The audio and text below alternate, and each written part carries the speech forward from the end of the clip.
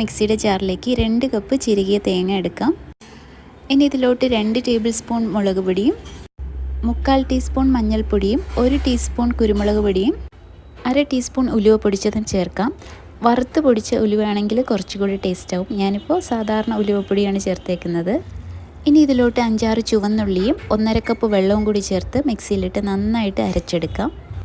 ഈ സമയത്ത് കറിക്ക് വേണ്ടിയിട്ടുള്ള പുളിവെള്ളം തയ്യാറാക്കാം. അതിന് വേണ്ടിയിട്ട് ഞാനൊരു നാരങ്ങ വലുപ്പത്തിലുള്ള പുളി 1 കപ്പ് ഇളം ചൂടുവെള്ളത്തിലിട്ട് ഒന്ന് സോക്ക് ചെയ്തെടുക്കുകയാണ്. ഒരു 3-4 മിനിറ്റ് കഴിഞ്ഞ് അത് നന്നായിട്ട് പിഴിഞ്ഞെടുത്ത് സ്ട്രെയിൻ ചെയ്തെടുക്കാം. ഇനി ഒരു മൺചട്ടി ചൂടാക്കി അതിലേക്ക് 4 ടേബിൾ സ്പൂൺ വെളിച്ചെണ്ണ ഒഴിച്ചു കൊടുക്കാം.